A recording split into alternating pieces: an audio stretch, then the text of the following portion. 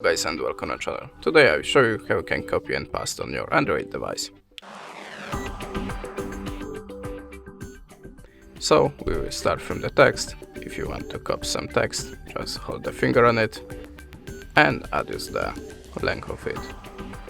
If you're ready, push out your finger and choose copy. If you want to paste it, just click on the text field and hold the finger again. If you want to copy the photo,